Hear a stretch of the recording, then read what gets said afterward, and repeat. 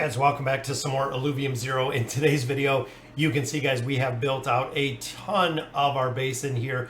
Now what we've actually gotten to is we've gotten to the Krypton, the Hyperion, and also the Solano are what I need. So I need to farm these. And today we're going to be looking at the actively farming and the passively farming, because again, I didn't really understand this when this first came out, but now I'm actually seeing it. So looking at some of our pieces, and you can see how far they are apart. Now I turned on the efficiency, so I actually turned on the efficiency right down here. When I moved them away from each other, some of the buildings get a higher efficiency. When I put them closer to some other buildings, there's a whole nother efficiency piece that we have. Now this is a tier 1 plot. You can see in here guys, all of our resources are just full, because every single building we have is just waiting on those 3 resources that we unfortunately don't have many of, but we are getting there. So what I did was I went through, and when I built the structures, I went through and I did the converters. So if you look here guys, the L-Krypton Collider, the Hyperion Lathe, and the Anti-Solon Inverter, I built out a couple of those. You can see our Nexus is built, because again, there are really 2 ways to get resources in this game. You can passively get them, or you can actively get them. For instance, right here, this is our Hyperion extractor. This is our actually node. So every one single day you do get one of these Hyperions, which means that is what I need to level up my buildings, is these. Now, in addition, guys, you can swap those for other ones, and you really do have to pay attention to the swaps in here. Because when you look down here, if you look at the converter, this is taking 1 for 2. So I actually get 2 out of here. I turn in 1. So you can actually take these and make a pretty good amount depending on the efficiency. So right here, I put in 1 of our Hyperion. It gives me 2 of our Solano, or excuse me, the other way. I put in 1 Solano, I get 2 Hyperion. Because we're at a 97% efficiency, looking at the 70 right here, the same conversion, it is only 1-to-1, guys, which is the reason, again, you have to pay attention to the efficiencies of these buildings.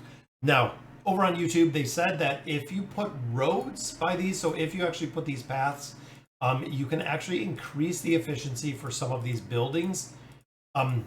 If you put a path around it, which I was not aware of, see, even this building doesn't make a difference when it comes to the path.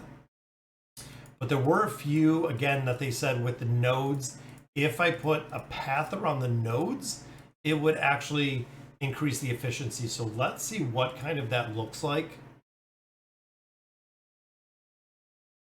I'm not sure if I have to put it all the way around, because if I do put it around, it actually doesn't touch the building. So that's the other big thing in here. See, it's really not affecting any of the efficiency in here, guys, for building out or putting anything around these. Again, relatively new to the game, loving the build. We've actually waited an incredible amount of time for this. But again, when you look at the efficiency, even looking here, guys, I built a couple of these power stations. Looking here, as I move it away, it gets less, but some of them don't have the effect, as you can see right here, of other power stations.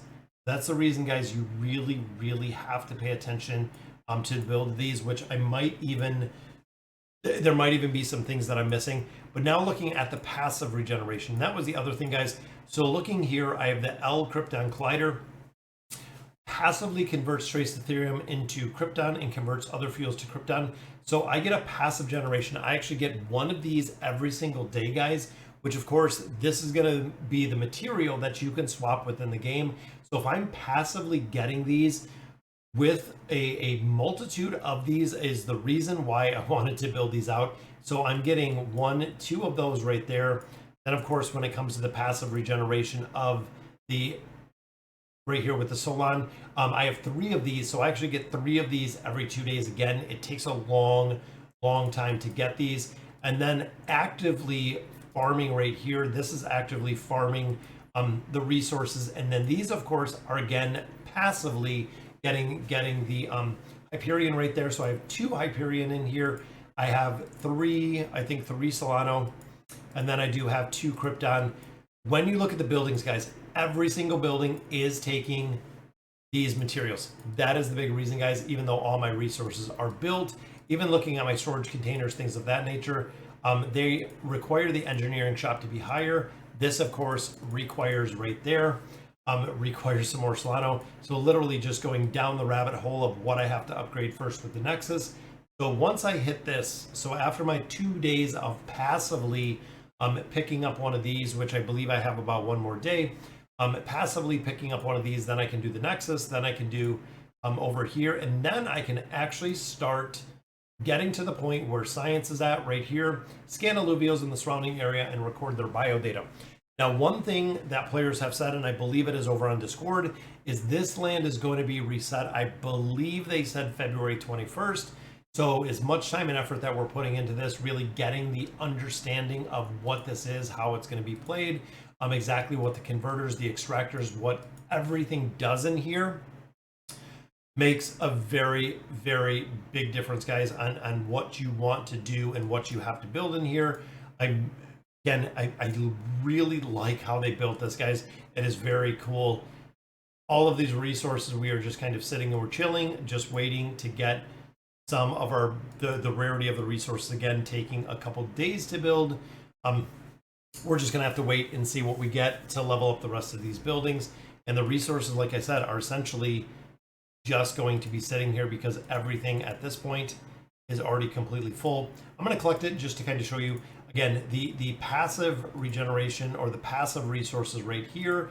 But again, looking at the 136% efficiency on this building, if I can convert 14K of my carbon, I actually get 38,000. That is right, guys.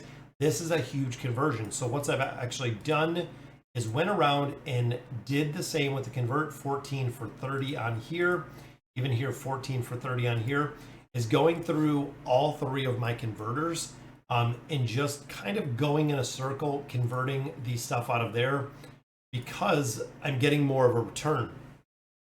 So if I put my silicon in there, if I put my carbon in there, again, going back and forth with my hydrogen, we can actually get more resources just actively converting everything because of the conversion factor. So again, 14K in, we get 38K out. That is huge when it comes to the resource generation, guys. As you continue to upgrade these buildings, building them out, again, we need more of the rare resources, but we're getting there. It's just going to take some time on this, guys, to build it out. So if you're into the Illuvium Zero, guys, let me know in the comments if I'm missing anything or what I'm missing. Again, a lot of players were saying build out the roads. Efficiency, and these are already really high, 134, 136.